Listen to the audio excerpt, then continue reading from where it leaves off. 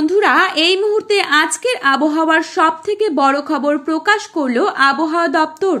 আগামী 72 ঘন্টার মধ্যে দেশের দিকে ধেয়ে আসছে অতি প্রবল শক্তিশালী গভীর নিম্নচাপ ও বন্যা, এমন ভয়াবহ দুঃসংবাদ দিচ্ছেন আবহাওয়াবিদরা। আগামী 29 মে উপকূলে আছড়ে পড়তে চলেছে নিম্নচাপ। জেলায় জেলায় আবারও জারি করা হচ্ছে অতি ভারী বৃষ্টিপাতের সতর্কতা। প্রবল বৃষ্টির জেরে খুলে দেওয়া হতে পারে তিস্তার সমস্ত গেট।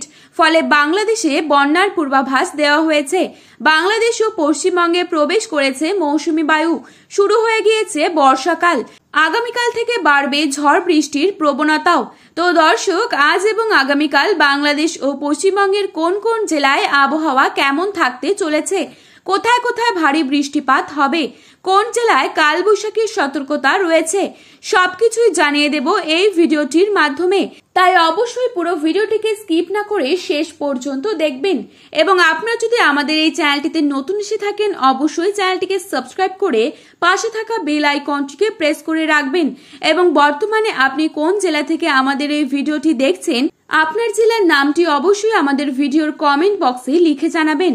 তো চলুন বন্ধুরা, এক নজরেই দেখে নেওয়া যাক। নিম্নচাপের বৃষ্টিকে কেন্দ্র করে ইতিমধ্যেই আবহাওয়া দপ্তর লাল সতর্কতা জারি করে দিয়েছে।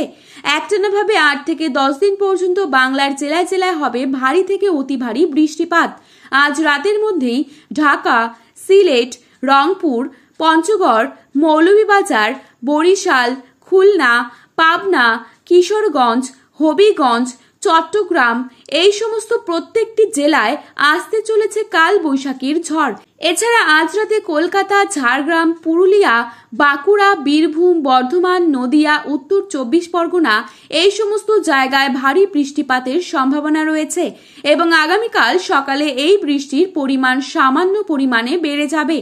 আগামীকাল আলিপুরদুয়ার, কোচবিহার, জলপাইগুড়ি, নদিয়া, রংপুর, সিলেট, পাবনা, চট্টগ্রাম, নোয়াখালী, টেকনাফ এই সমস্ত স্থানে বজ্রপাতের সতর্কবার্তা রয়েছে।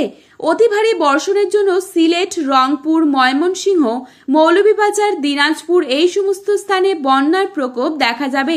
তাই আপনারা আগাম সতর্কতা নিয়ে রাখবেন। সুপ্রিয় দর্শক, এই ছিল আজ ও আগামীকালের আবহাওয়ার সর্বশেষ আপডেট।